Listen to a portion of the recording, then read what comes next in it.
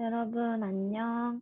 이번엔 2교시 도덕 시간인데요.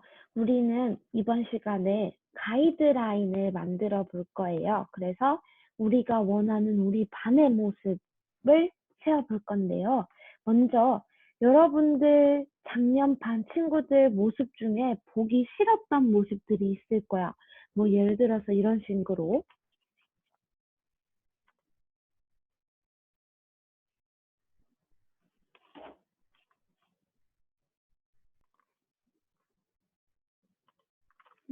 그래서 먼저 여러분들 작년 반 모습 중에서 보기 싫었던 모습을 한번 머릿속으로 떠올려 보세요.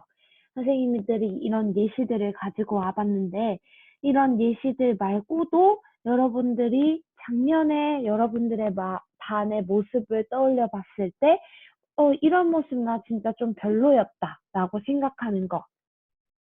선생님이 지금 물어보는 건 작년 담임 선생님의 싫었던 모습을 물어보는 게 아니에요. 그게 아니고 여러분들 반에서 있었던 일 중에서 친구들이랑 있었던 일 중에서 보기 싫었던 모습을 생각해 보는 거예요. 선생님이 시간 10초 줄 테니까 한번 10초 동안 생각해 봅시다.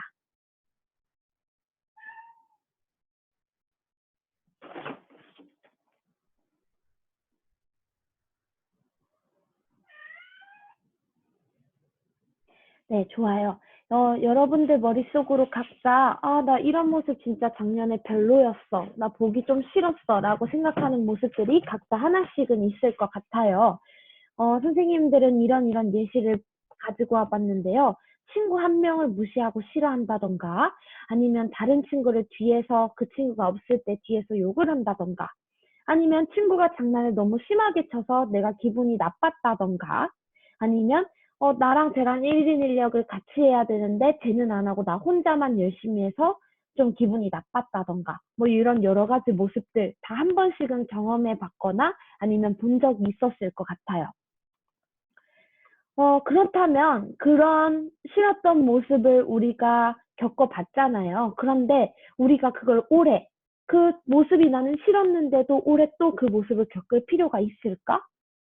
당연히 없겠죠. 그러니까 그런 모습을 벗어나서 우리 반을 최고의 반으로 만들기 위해서 우리에게 필요한 태도는 무엇이 있을까요?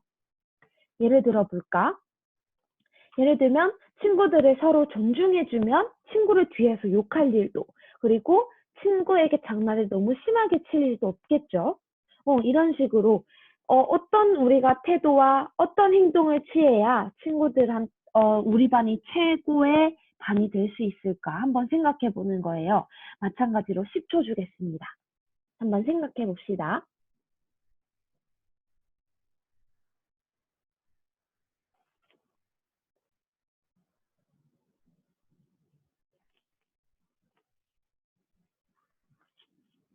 네, 생각해 봤나요? 여러 가지 아이디어들이 되게 굉장히 많이 나왔을 것 같은데, 선생님이 여러분들의 이야기를 실시간으로 들을 수 없어서 그게 너무 아쉬운 것 같아요. 자, 그럼 한번 봅시다. 선생님은요, 뭐 이런 것들 한번 예시로 생각해 봤어요. 친구의 기분을 내 상황에서 한번 반대 입장에서 생각해 보던가, 아니면 내가 맡은 일에 최선을 다한다던가, 아니면 혹시 이런 생각을 가지고 있는 친구들도 있을 것 같아. 나 작년에 체육 너무 못했다고. 나 올해는 진짜 체육을 일주일에 10번이나 하고 싶다. 이렇게 생각하는 친구들 혹시나 있을 수 있어요. 근데 이렇게 생각할 수도 있지만 중요한 건요. 물론 체육을 일주일에 10번 하면 우리 반이 내가 생각했을 땐 최고의 반이 될 수 있어요. 하지만 우리가 생각해야 할 부분은 일단 이 학교 자체에서 정해져 있는 시간표라는 규칙이 있잖아요.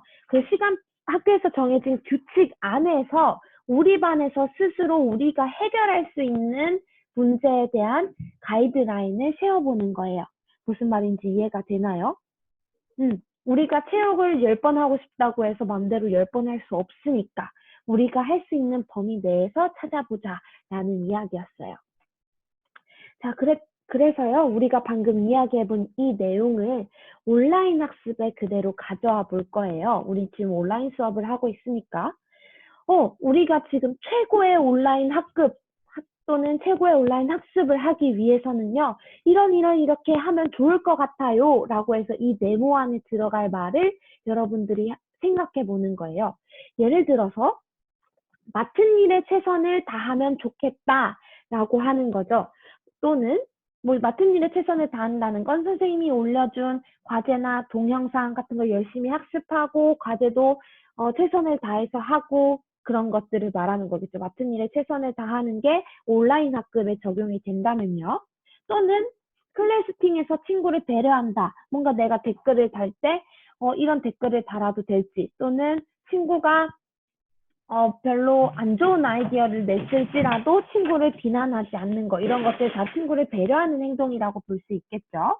그 다음에 내가 이야기를 할 때 친구의 감정이 어떨지 반대 상황에서 생각해보면 좋겠다. 뭐 이런 것들 여러 가지가 있을 테지만 선생님은 한 요 정도로 한번 예시를 가지고 와봤어요. 여기에 안 들어갔다고 해서 여러분의 답이 틀린 게 아니에요. 지금 선생님이 물어보는 이 가이드라인은 선생님이 여러분들의 생각을 듣고 싶어서 물어본 거지 답은 없어요. 그러니까 여러분들 얼마든지 자유롭게 생각해 줬으면 좋겠어요.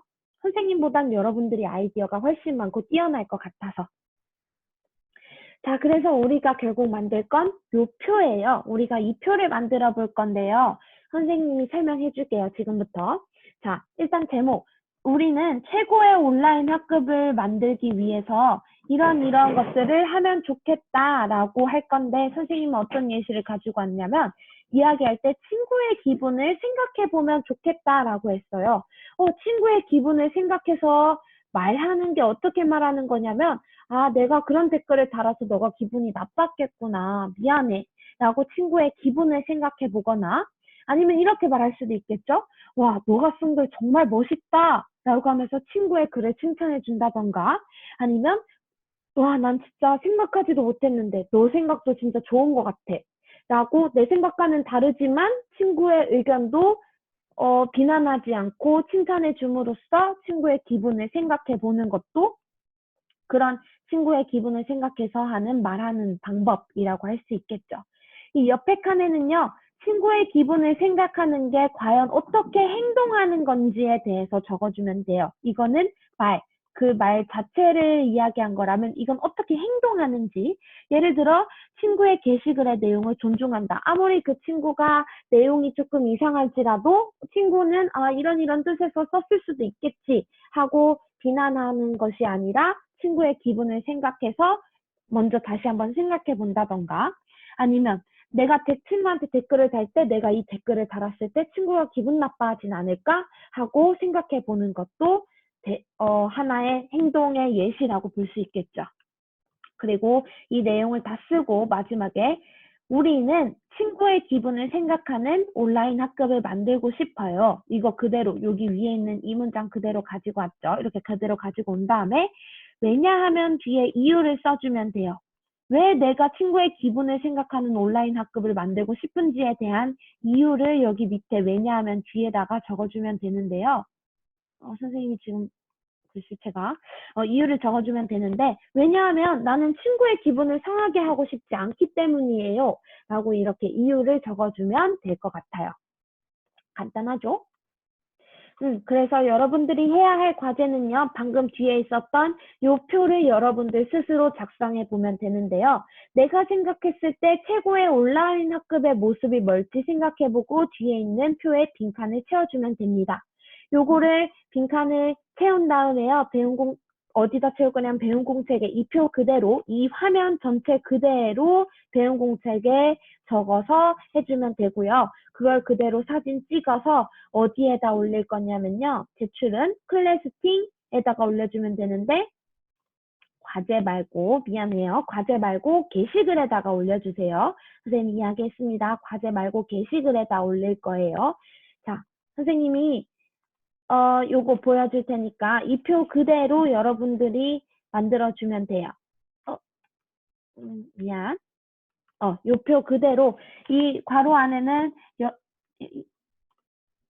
이 가로 안에는 여러분들이 생각하는 최고의 온라인 학급의 모습을 생각해서 어떻게 하면 좋을지, 그리고 그 행동이 그게 어떻게 말하면 그렇게 할 수 있는지, 어떻게 행동하면 그렇게 할 수 있는지 적고, 그 다음에 여기 밑에는 위에 있는 문장 그대로 가지고 온 다음에 요 왜냐하면 뒤에는 내가 그런 온라인 학급을 만들고 싶은 이유를 여기 밑에 왜냐하면 뒤에다가 적어주면 되겠죠.